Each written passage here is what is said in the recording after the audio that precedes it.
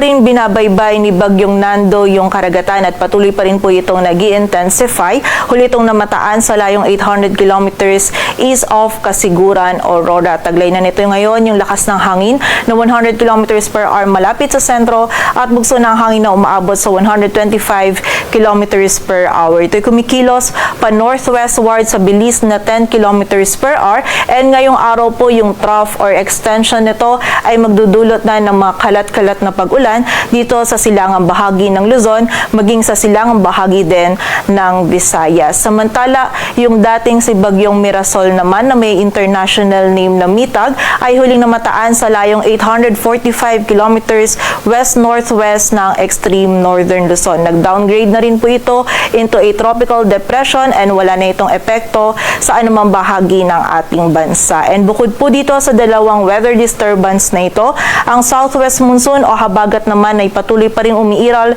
dito sa may western section ng northern at central Luzon, maging sa bahagi din ng southern Luzon at Visayas, kung saan ngayong araw ay magdadala din po ito ng mga kalat-kalat na pag-ulan, lalong-lalo na dito sa may western section ng central Luzon, maging dito rin sa malaking bahagi ng southern Luzon. Kaya naman po doble ingat pa rin sa ating mga kababayan sa posibilidad ng mga pagbaha at pagguho ng lupa.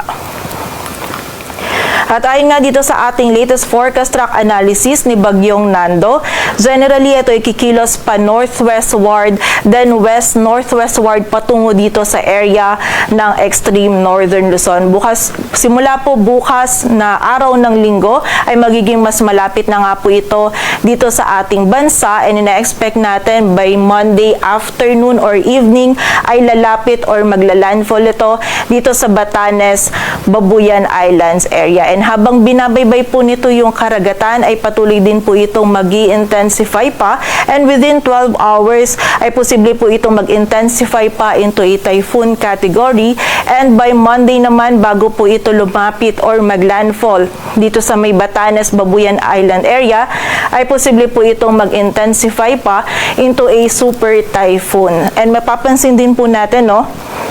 itong area natin under shaded yellow circle na malaki po yung sakop ni Bagyong Nando. Kaya kailangan po natin i-consider kahit po dito siya sa area ng extreme northern Luzon and na-expect na lalapit or maglalandfall ay dahil nga po malaki yung sakop nito, yung buong area po ng northern Luzon maging yung ilang bahagi po ng central Luzon ay makakaranas po ng mga malalakas na hangin and also ng mga malalakas na pag-ulan na dala po nito. So paalala po sa ating mga kababayan,